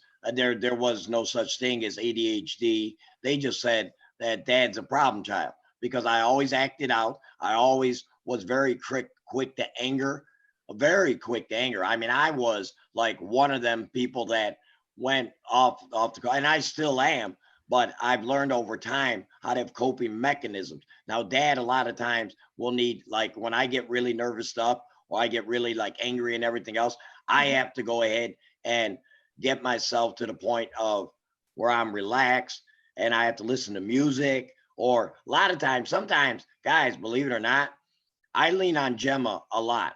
I lean on Gemma a lot because she goes through a lot of these. And Gemma's got, with her autism, she goes through a lot of different emotions. And I mean, she's like a roller coaster, up and down, up and down. But that's why Dad can go ahead and relate. I can relate to Gemma and the struggles of autism because bipolar is similar but different. It's not the same, but some of the signs could be misdiagnosed, as being autistic or bipolar. So again, Gemma has really enlightened so many people so far up in the chat. I mean, you're doing fabulous, Gemma. You are doing fabulous, and it's about. I mean, I'm glad that there were a lot of people up in here in this chat and everything else. You know, a lot of people are listening and everything else. And one thing I've always told you, hon, is that you have no idea how much that it could be that you can affect somebody, and you have no idea. TWD says, much love, Man City. I don't like some people mistreat Down syndrome. Yep. Again, yeah, me too. People with disabilities. I mean, we get a bad rap. You know, Dad races. Oh, yes. I have racing thoughts, and I'm a very emotional person. And yes, you are. One thing, and well, I'm just saying, Gemma, is that I get to the point sometimes where if I feel slated, or if I feel that, you know, or I find out something where I'm just like totally flabbergasted by something or whatever, I react on emotion. I'm not a normal person out there that just says, just let things go or whatever the case may be. Even in my home life, at work and everything else, a lot of people always tell me, man, dude, you are such an emotional roller coaster and everything else. I'm like, listen, sometimes I cannot control it. I cannot control sometimes these things in my head and the thoughts and everything else. And that's the part of bipolar that it's not easy to live with. And people who live with people who got bipolar, I salute them. I praise Oh, mama yes. for having to deal with me and everything else. It's not easy. It is not easy. And even on these social medias or whatever, I mean, yeah, people sometimes misunderstand dad quite a bit. But I always say just be halfway decent to one another, and then you won't piss dad off. I'm just saying. Yeah, absolutely. Yeah. Megan's up in the house. Megan's Hey, vlog is up in the Megan. house. Oh yeah. Oh yeah. And the I thing just is, like you said, people disabilities, we get such a rep because people want to take our kindness for weakness. This is another thing that we don't talk about a lot on here, and that annoys me because we are kind naturally because that's who we are. We show compassion, we show empathy because we want to help people. And unfortunately, we get, especially dad and me, not so much now, but I used to. People would take my kindness for weakness and go, oh, well, she'll do what we tell her to do and she'll do it when we expect her to. No, that doesn't work like that. I help people if I want to and if I believe in you and I think that you're a genuine person. Yeah, sure, I'll get to know you and help you. But if you're going to muck me around and lie to me and stab me in my back, you're gone. You get one chance of me now, and that's it. Muck that up, you're gone. exactly, exactly. And like I said, I mean, how does it make you feel that when you're trying to get your message out there and everything else, and people accuse you of being fake, not real, or they make videos about you saying that you're not autistic and everything else? How does that actually? I mean, I know that's a trigger. I know that pisses you off because Yeah. me and you have had many talks about this. But I Hmm. mean, share with the people how that makes you feel when you work Yeah, of so hard course. to make the awareness out there. It triggers me because I'm like, how can you tell by one video you've watched of me talking about autism or living with it and you think that I'm fake? How can I fake something that's up here? I can't show you. It's in my brain. I can't show you everything that my autism does to me. I can show you the physical effects, like my anxiety when I'm shaking and I'm tensing and I don't feel very well. I can show you that because that's natural emotion. I can't show you the battles in my head where I'm doubting myself, where I'm feeling low, where I'm feeling like people don't want to listen to me, where the voice, sometimes people will say things to me like, "Oh, well, you're such a burden to society, and your parents should have aborted you, and I bet your parents have had such a hard life," and da da da da. And I'm like, how can you do this to me? How dare you bring my parents into this? My parents, yes, have had their struggles. Yes, I admit that. They've had hell to pay with me, but they've done it because they love me, they care about me, and they wanted to get me the support that I should have had many years ago. But unfortunately, because the system that works, well, supposedly works over here, it doesn't. It's broken beyond repair right now. And the system doesn't work. And the fact is, you trolls think you're going to upset me and trigger me. Yes, in the past you did. And I quit doing a lot of live streaming and stuff, but I'm back on it now. I don't care what you say to me. Come at me. I do not give a damn. I have been told so many things about myself. I've been told I'm brain damaged, cursed, poisoned. I've been told I'm retarded. Sorry, I know Dad hates that word, so do I, but I'm using it for the Don't use that educational word. reason. Don't use Yes, that I'm word, sorry, Gemma. Dad, I but I had hate to the say R it word. because of the state of things. And I've been called every goddamn name under the sun by you trolls. I've been told that I'm schizo. I've been told that I shouldn't be on YouTube because I'm lying. I've been told I'm a beggar. I've had it all. Like, I've been through it on this platform for 5 years. I've had abuse constantly. People want to knock me down, but guess what? You've made me stronger. I've come back. I'm rebooting my channel. I'm working on videos. You're not going to stop me because this is important and it's important to me. It's my life. I can't switch my brain off just because you guys think I'm a fraud or a fake. Like, if you don't like me, don't subscribe to me. I'm not going to hold you to my channel and go, you must subscribe to me. You must watch me. No, not everyone's going to like me. I don't care. If you don't like me, great. Walk out the door and hit you on the ass on the way out. If you like me, great. Join my family. We'll be friends. Get to know me, understand me, and I'll understand you. And we can have a great time. Mhm. Now, they asked, what is the difference between a disorder and a syndrome? Okay, so the word disorder is what technically they diagnose you as. So for me, I'm diagnosed as high functioning autism disorder. which basically in the DSM-5, and I'll briefly explain that, is the DSM-5 is the Diagnostic Statistical Manual, which is the mental health disorder book. And this book has thousands upon thousands upon thousands of mental health and psychological disorders listed in it. And autism never used to be in there until about 12, 13 years ago. It was added as a psychological disposition disorder, and then it was re-edited under Asperger's and / the autistic spectrum disorder bracket, which it's still labelled under now. And instead of all the autism diagnoses being separate in the DSM, they're now one condition. Once you're diagnosed with autism, you are known to be diagnosed as autistic spectrum disorder. So I hate that word. Oh, really peeves me off, because it implies that we're broken and damaged. Please, if you come into my channel, do not use the word disorder with me, because I will block it. I can't stand the word disorder. I think it's rude, vile. I think it's a way of bullying people and making them go, oh, well, you're just small, like, you know, you're disordered, you're broken. No, I choose to say I have autism spectrum condition because I rule my condition. I control it. It doesn't control me. So therefore, I live with something that is a condition of my life. It limits my life in a conditional way, not permanently, because I choose to live otherwise. And a syndrome is technically what autism is. It's because you're on the spectrum of a syndrome. You have different levels and different severities and different abilities. Like a lot of people, some people with autism also have what we call Savant syndrome, and Savant syndrome is a way of being extra gifted. So it's things like being able to draw things out of thin air. There's a guy in the UK, I think his name's Stephen Lennox, who he will draw skyscrapers that he sees in London. Here in the UK from memory, he'll see that one building once and draw it on a piece of paper perfectly. He'll draw the reflection of the glass.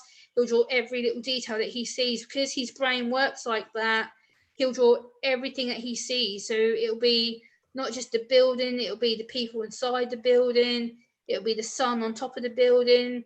He'll draw everything that his brain programs him seeing, and he'll draw the whole skyscraper skyline. So it's not just the one certain building that he's seen that day, he'll draw the whole scenery. And it's incredible. And I've heard about a lot of people who will also have gifts like they can sing their favorite song in perfect pitch, perfect tone. They can do things like magic tricks just by seeing magic shows, they'll copy them. Not all of us, mind you, I must say, not all of us are savants or have these gifts. We have different abilities. Like to me, my gift is my poetry. That's my therapy. That's how I self-cope. That's how I get my emotions out and do my self-control strategies, because it gives me a way to demonstrate in a safe way rather than exposing it people like dad or my own parents or people that I interact with regularly here in my hometown.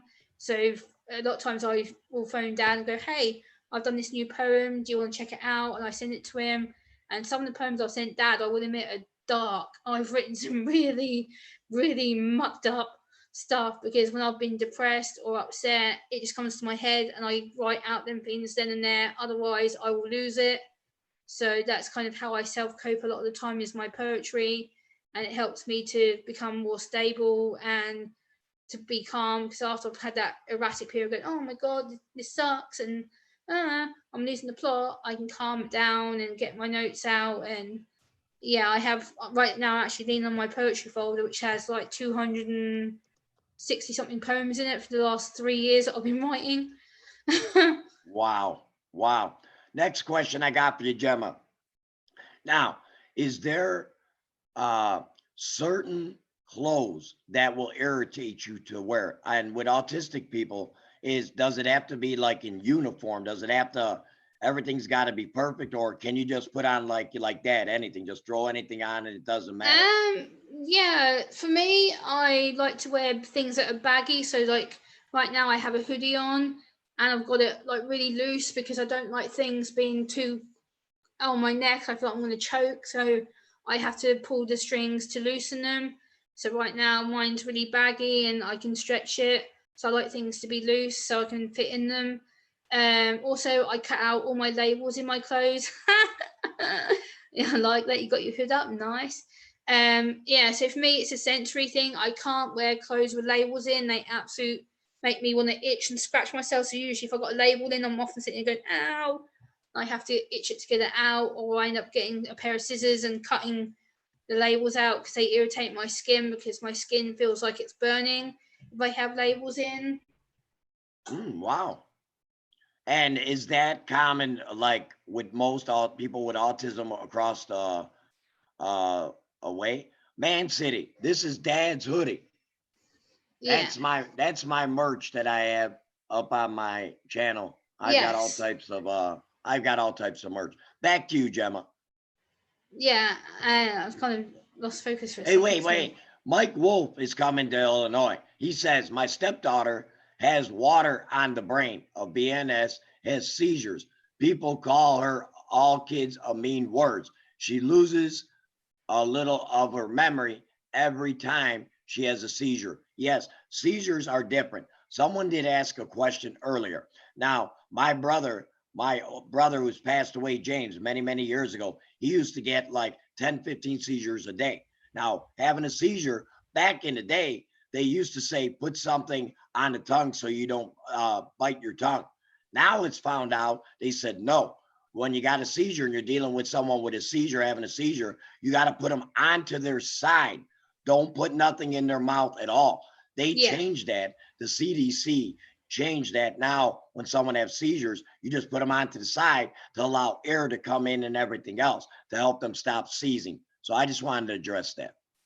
Yeah, it's also called the fatal position because they do it over here in the UK to people too. Like a lot of people on the spectrum as well. It's a good point you've raised that actually because it's quite a good question to ask me. A lot of people with autism also happen to be epileptic. There is, from right now in the UK, from what I've read about it, 42% of autistic people will have a form of epilepsy or develop epilepsy over time because the brain gets so overloaded with information and their body gets so overheated very, very quickly, it will trigger them to become epileptic. It's usually to do with things like bright lights, loud sounds. The brain just can't handle it and their body goes into complete shutdown.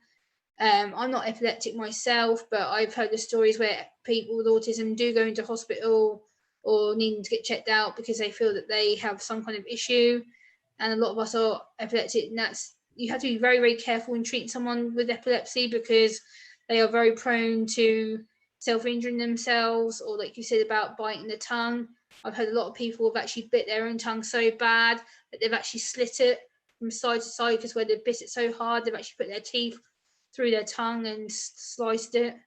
And people have actually, I've heard one story a couple of years ago where an epileptic autistic woman actually bit her tongue so hard that she actually sliced it so much she actually took her tongue off and actually swallowed part of her tongue. She actually got her teeth and actually tipped her head back and swallowed it. So now she only has half a tongue because she bit the front of her tongue so bad that she actually swallowed it.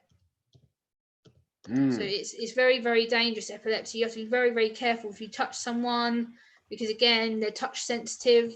Never, ever, ever, ever, ever, I can't stress this enough, never, ever go up to someone with autism who may be epileptic and start restraining them or touching them or going to see if they're okay because 100% I can guarantee you they will either hit you, not intentionally, but they will freak and their reaction will be to hit you because they feel on edge and they feel that they're on threat. So just be warned, if you do come into contact with someone with epilepsy and autism, back away. Don't get in their face, don't get next to them because they will automatically injure you and then they will get in trouble as a result. So just putting the warning out there. It says, does it matter what side you put them on when they have a seizure? And then I just put back to evil. I said, yes, put it on the right side because that's closest to the heart. Yes, that is absolutely closest right. to the heart. Because remember, a seizure most of the times is cut off of oxygen. Yeah. Okay. So you want to be able to get the oxygen back into the brain and everything else to allow the person from seizing, you know. So, but Gemma, you are completely like muted. Oh, now you're not muted. No, I was Gemma. just having a sip of my drink. I didn't want to make noise on the stream, Oh, so I muted myself. oh, yeah, the noise. And that's what I was gonna say. Now, if someone is making like a lot of like you just said, eating noises, or someone like, you know, like when they drink something and they and stuff like that. I mean, does little noises and everything else start? Oops, sorry, like that noise. Does that? Yes, it depends in the pitch that it's done. For me, I'm more sensitive to high pitched noises. So, for example, a few months ago, I was on a stream with a friend of ours, and he was streaming, and he had a guy on there who was eating loud. And at first, I put up with it. I was like, "Oh, Gemma, you know, he's eating. He's gonna make noise. It's fine." And then it got louder and louder and louder. And I said to our friend of ours, I was like, "Look, you either boot me off the panel now, and I'll come back when that guy's gone because I'm getting really irritated and I don't want to ruin the stream for you, or you can boot the guy and let him back up afterwards." And the person was like, "Oh, it's not that loud, Gemma, you know, just deal and da da da." I'm like, "No, either boot me or I'll leave." I was like, because I can't put up with this person munching, and it was literally Right. I went nuts. I was just like, "Oh no, no, no, can't." Right. And people are like, "Oh, it's not that bad, Gemma. You eat." I'm like, "Yes, but if I'm on a stream, I won't eat. If I do eat, I will put myself on mute and turn off my camera because it's respect to the streamer, and I'm not going to sit there and stuff my face. Man I just City, don't do it." Man City, I want to say thank you. Thank you for coming out and supporting Gemma and our autism warrior Thank you, Man cause. City. I appreciate that. Exactly. We want to say thank you to Man City. Thank you very much. Your kindness, your thought processes, your involvement in the chat. Give me a hell yeah for Man City. Hell Oh yeah. yeah. Oh yeah. So Kyle Lawler's up and I'll say hello, fam. How you doing, Kyler? Hey. But again, let's see what else are things that we have not. I mean, in your lifetime, have you ever seen somebody like, say, they went into a store, or, and I'm sure it probably happened to you. You've told me the stories, and I think people would like to hear it, to where people just basically kind of like just mistreat you, even when you go into stores or to, as you call them, shops and Yeah. everything else. I mean, tell the people some of the stuff being autistic that you've been through out there in the UK. And do you feel that there's a difference between the way the US treats people with autism and the Yeah. UK as far as what you've seen out on the Yeah. as far as news and everything? So the UK, like a lot of people, especially right now, I know everyone's heightened and everyone's having to deal with change and unpredictability. Everyone's getting angry and they're losing their emotions more often. They're having to yell and shout at people, and they're having to be at home 24/7 unless you're an emergency services worker or your class is what we call an essential worker, where you have to work because you can't work from home. So the UK government has basically put everyone at home. And a few months ago, I was in a store with some friends, and I had a couple of customers who walked past me and smacked me on the back of the head. And at first, I just kind of thought, "I'll let it go. It's nothing." And then it's like people looked at me, and I think because I had my lanyard on that I showed you earlier, the sunflower lanyard, they see that as a target. And they think, "Oh, but this person's not wearing a mask. Like, why should I have to wear one?" And I've had people just pass me and sort of budge into me deliberately, and I'm like, "What's your problem? Like, why budge into me? Like, I've done nothing wrong to you. I mind my own business. I'm not touching you. I'm not saying anything to you." And again, that's because the UK doesn't understand respect for people. Like, people with disabilities are so mistreated over here. We're made to feel like we're second class citizens. We are all told we're benefits scroungers. Yes, I'm on state disability benefits, but I do volunteer work on top of that. So I don't just sit here on my backside and go, "Oh, I'll just be on my computer all day and I won't work and I'll be lazy." No, I go out and do public hours of work. I've done thousands of hours of public work for free. I don't charge anything for it. I do things like Zoom calls during the day. I'm doing YouTube videos during the day. I work my ass off, and people will say to me, "Oh, you're a benefit scrounger. All you do is sit on your ass and you're lazy." And I'm like, "No, it's far from the truth. You don't know me at all then if you think I'm a benefit scrounger. I get awarded state benefits because of my disability and the severity of it, and the government awards me for such. So I get it as a way of getting recognised, but at the same time, people are, oh, yeah, you're just one of these scroungers who want everything handed to you. No, I've worked my ass off to get where I am. I still work my ass off because I prove a point. I prove that I can do volunteer work. I was doing, before the pandemic hit us, I was doing 40, 50 hours a week outside of my community. I was going to training sessions. I was going to mental health establishments. I was going to my local police sheriff's office. I was going to my local hospital. I was going to my local psychiatric services. I was doing a lot more work out and about in my community. I was hardly ever on YouTube during the day. I'd come home, say, 6 o'clock my time in the evening, and spend 3-4 hours online, then go to bed. I was so tired, I had no energy to stay up.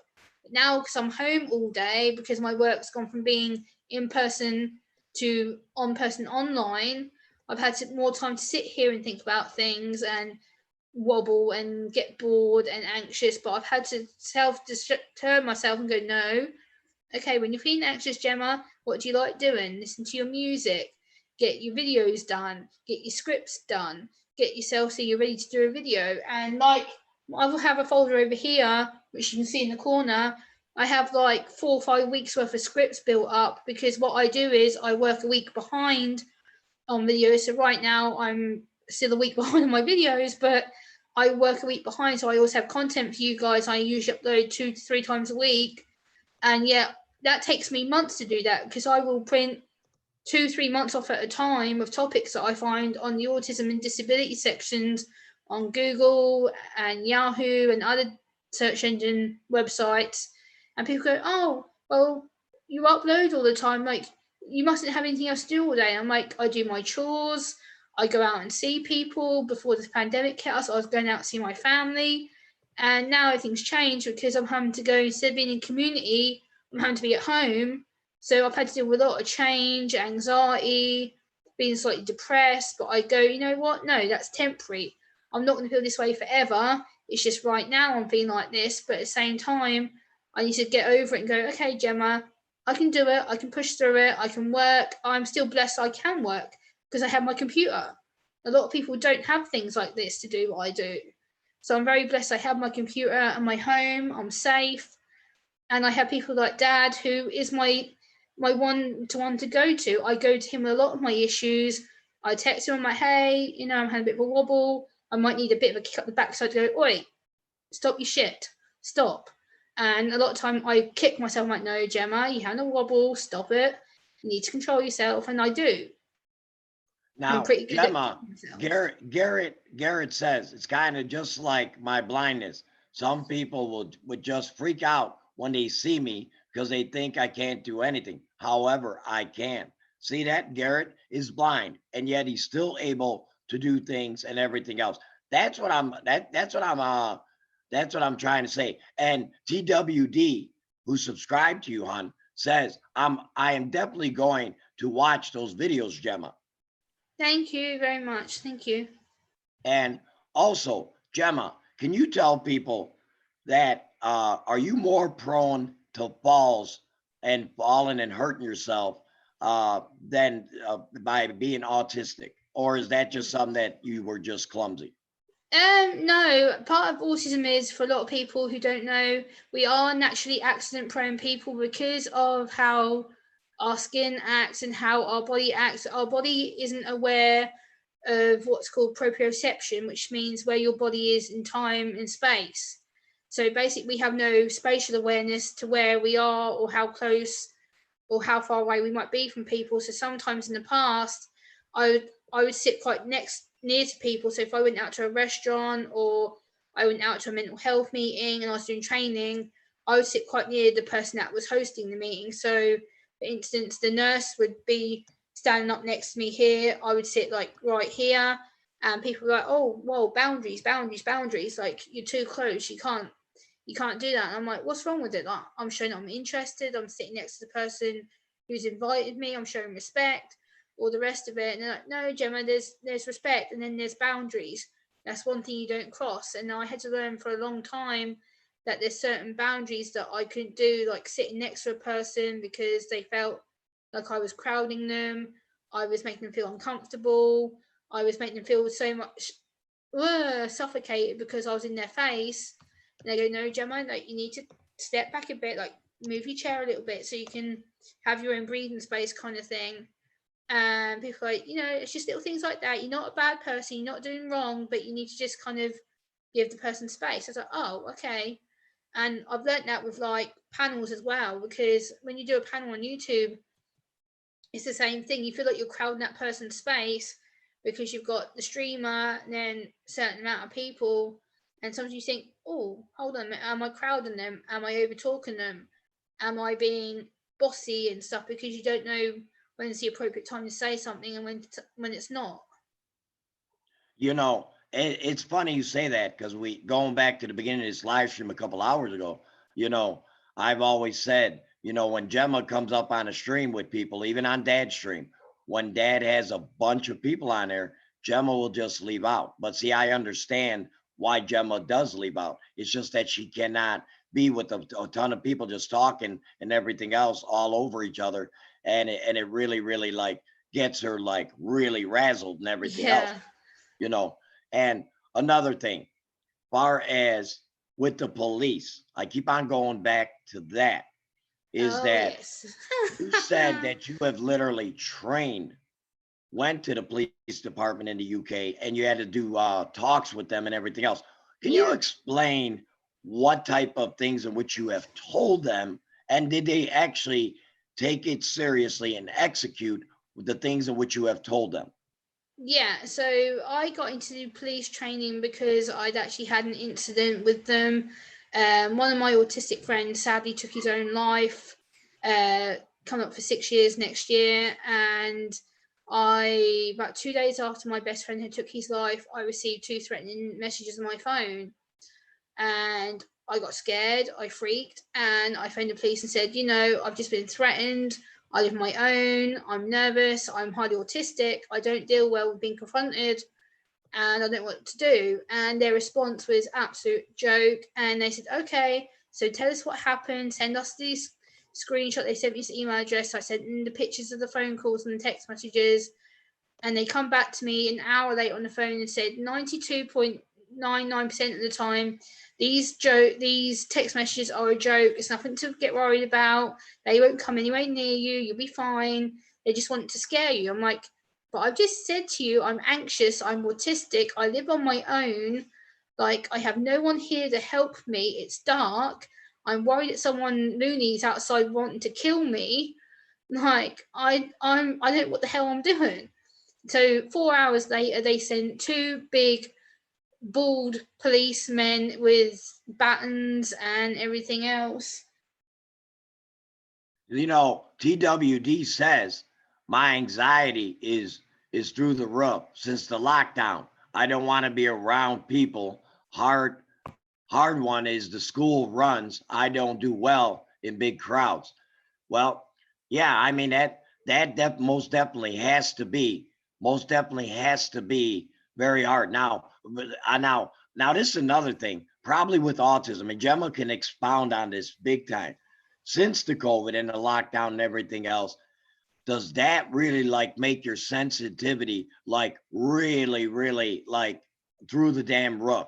I mean, I know me being bipolar. See, I'm a truck driver, so I'm out there all the time. Now, Mike Wolf says 6 years ago when I got to meet her, she had a grand mal seizure. Ooh, that's a serious one. I have no idea what to do. Now that I have researched seizures and how to reduce them, I know to put her on her left side. Well, Mike Wolf, they actually said to put my wife on the right side. That's odd because the paramedics, when my wife had a seizure, it was only about, I'd say 3-4 weeks ago, they actually put her on her right side. That's weird. Yeah. evidently someone's getting their tigers crossed, the paramedics, because it did stop my wife's seizure. So I'm not totally sure about, who's right and who's wrong and everything else. But don't put nothing in the mouth whatsoever if you're having a seizure. I mean, at the end of the day, a grand mal seizure is a very, very, very, very severe type seizure. I mean, that one's a real bad one. So Gemma, as you were saying. Yeah. So I just had to move rooms because my nephew came into the room. So I'm just having to readjust. Kai, Dad says hi, Kai. Yeah, he's in the lounge because I've come into my bedroom because I didn't want to get you in trouble for seeing a child on the screen. Yes, no children on the screen. No children on the screen. That's why I moved. Dad is gonna say that until the day he dies. No children on the screen. Yeah. No. But I'm here. I'm in my bedroom now, so I can talk without my nephew moving around. Megan says she'll be right back. Okay, my dear. Megan. But again, you got a lot of people, Megan, that they come out today. A lot of people that has come out and listened to you, and they're still here and everything else. And again, remember what I always teach you. Just because a chat is not going like real fast and everything, which I like personally, it's actually a good thing, because that means people are listening to what you got to say. And believe me, there's some people that don't want to even admit that they either are autistic or they got family that are autistic or whatever, because of the treatment that others have, treated them on these social medias and everything else. But, you are the queen of autism awareness. No, you are. I try. You got a lot of guts, girl. You got a lot of guts, and you don't hide it, And that's what I love about you. That's what I love about you, is that you don't hide it. And you know what? Nope. Don't sugarcoat shit.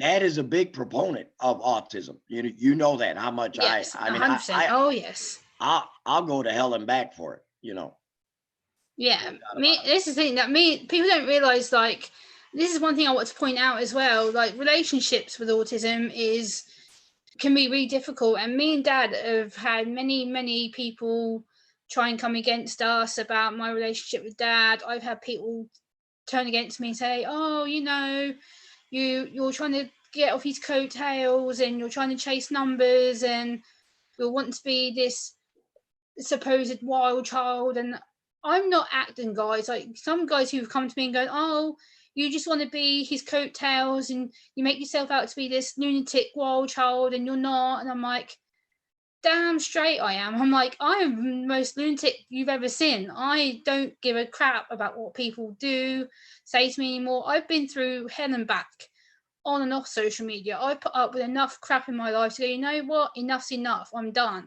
I don't care. And me and Dad's relationship is strong. No one's going to take that away from me. And for you guys who think I'm fake or think I'm using Dad, I'm not. Me and Dad have had many conversations on this topic. And I have the utmost love, respect for Dad and for Mama Julie and for the lunatic fam. I speak to them offline. What they see is what they get with me. I'm the same person. I haven't changed.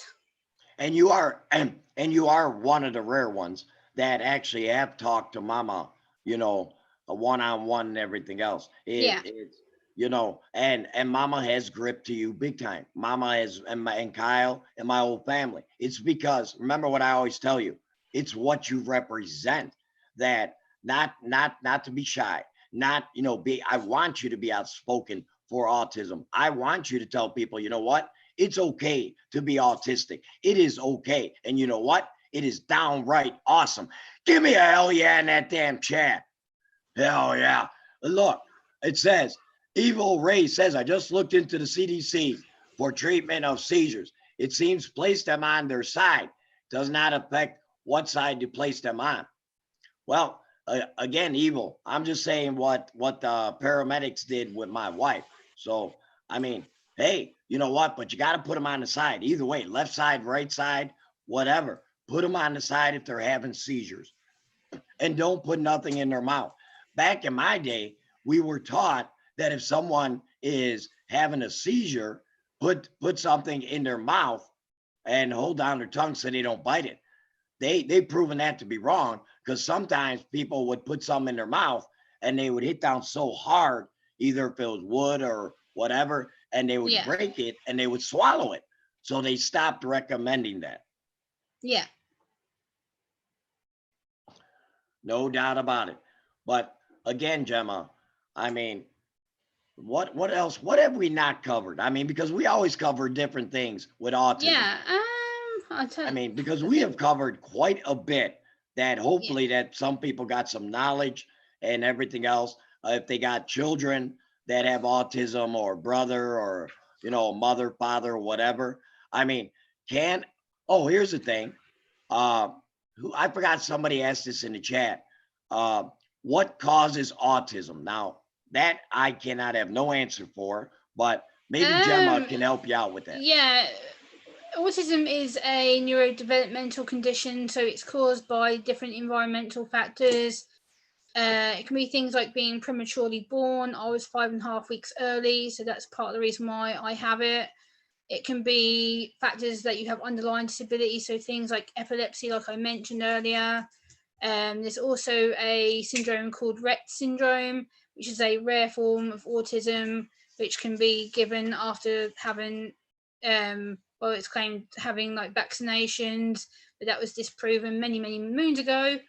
There's different forms of different environmental factors, so things like the way that the parents were supposedly raising their children. It was questioned that parents who didn't raise their children properly made them autistic because of the lack of love and emotion that they showed their kids. It was known as refrigeration syndrome, and a lot of actual autistic children got taken away from their parents because the parents basically didn't want to raise them, or they were told if having a disabled child was bad. So the children were often given up to foster care. Wow. So you're telling me that there were people that were raising children and they were autistic, and they felt that they weren't raising them the right way, and they took their children away in the UK? Yep, UK, Europe, US. Yep, it still happens occasionally in Europe now, more than the US, but the US had a really bad period of it when they believed that having any disabled child, regardless of autism or not, the parents were blamed for having disabled children, and the children were often sent to foster care, or the parents would just give them up because being unable to cope with them. Wow. Now to me, that's messed up. I mean, the UK is messed up if they do so. Yep. But I'm sure it happens here in the US too. It's not just the UK. I mean, I'm sure that it happens here too, But I mean, here, I've noticed a lot of times up on this video, and I've been paying attention. I pay attention to everything you do, Gemma. I see you always doing with your hair and everything else. Can you tell the people the significance of why you always do that with your hair? Yeah, so it's what's called self-stimming behaviors or self-soothing behaviors. So sometimes if I get a bit anxious, or even if I'm not anxious, like I'll sit here and just put my fingers through my hair. It helps me to feel grounded. And also if I do feel like I'm getting a bit, I'll just go, okay, I'm all right. I'll touch my hair, and yeah, it self-soothes me, makes me feel good. So I do it as a way to just feel happy. Now, is it true that when you have, like, say when you talk to dad or whatever, you can look at me, but on most places that your eyes, it's hard for you to focus in on the screen? Can you also put that in detail so that we can put this to rest, that people have said, this is why something you can't look? I've debated so many times with you and other people. How do I put this? Right, okay. I have eye contact issues as part of the autistic spectrum. A lot of people with my form of autism, we don't like looking at people directly in the eyes because we feel that we are invading privacy. We feel that we're freaking you out, because if we're to go hello and like proper stare at you, you'd be like, whoa, what the hell's wrong with you? Like, you're weird, kind of thing. So therefore, when I don't do eye contact, because I have so much sensory processing to do to maintain my eye contact on the screen, it's exhausting, and I can only do it for probably about 20 minutes, half an hour before I'm like, I can't now, I'm done, I'm drained, I can't keep my eyes up on the screen, I literally can't look at you. It's not because I don't want to, It's because my brain is exhausted. I'm like, I'm done. I'm beyond done. I don't want to be here, but I try and force myself to look at the screen most of the time because I don't want it to come across as, oh, Gemma's just being rude, she's being picky, she just doesn't want to look at me. No, it's the fact that I can't, and it's my health well-being over your ignorance. Well said. Well said. And that is true. That is true. Because I like I said, being and knowing people personally in my family with autism and knowing what I know and seeing it, like I said, there are different stages. Some people have a very bad degree of autism and everything else. And sometimes, you know, they get like really, really like angered and they'll hurt themselves and everything else. That's not you. See, No. let people know what exactly stage are you of autism, because Yeah, people so get it I'm confused. what I call high functioning. So I'm basically independent. I don't really identify to the stereotypical forms of autism. I'm very functionable to a level where I self-teach myself a lot of life skills. I can cope with a lot more better situations than I used to. Like socially, I can go out a lot more than I used to. I go out to pubs and watch concerts and things like that. Whereas before, that would be overwhelming and stressful, and I'd be told off for being inappropriate. But now I have ways to go, okay, maybe I need to take a breather. Maybe I go out late in the day rather than the first thing in the day, because then I can build it up so I can last longer outside. And it's all about coping strategies. Like, I don't have to necessarily think, okay, I'm going to have a complete bad day, or going out all day is going to kill me. No, because I build up to it. I'm like, okay, today's going to be a long day. I'm going to be out for, say, 6, 7, 8, 9 hours. But I build myself up to that. I'm like, okay, go to bed early. I'll pick my outfit 3, 4 days before. So that's less stress on picking what I need to wear in the morning.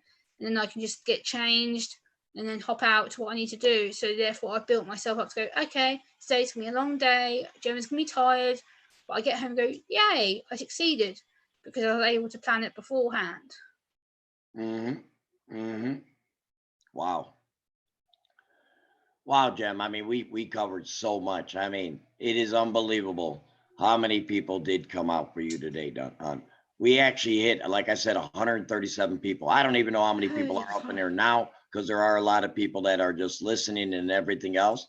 But shout out, shout out to everybody that came out inside this chat. Shout out to everybody that is warrior awareness. If you're a warrior awareness, put a 1 in the chat. If you are a warrior awareness of autism, give me a hell yeah. Come on My, now. my nephew just dared me to do that, so I'm going to do it for my nephew because he's whispered to me. He's like, can you do it? I'm like, so here it goes.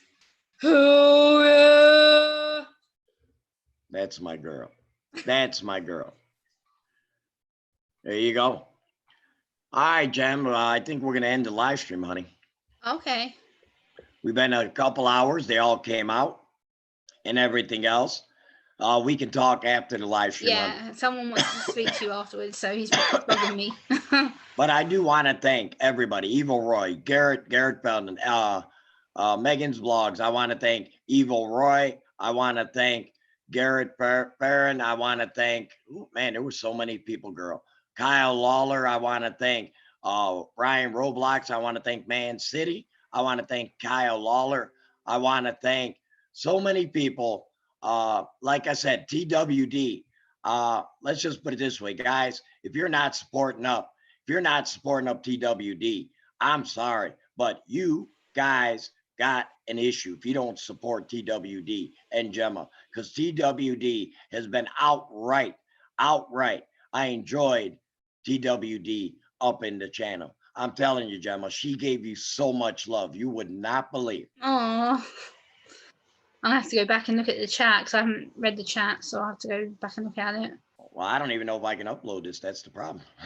Like I said, it's not showing up on YouTube. It's showing Rapping and Kyle as the front, and that shouldn't be showing. So, all right, guys, we are going to go ahead and end this live stream. Hopefully that you got a little bit of education on autism. Hopefully that it gave you any type of help, any type of awareness to things you may have not known.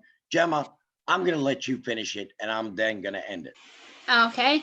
Thank you, everybody, so much for coming in, supporting me and Lunatic Dad. It does mean the world to both of us.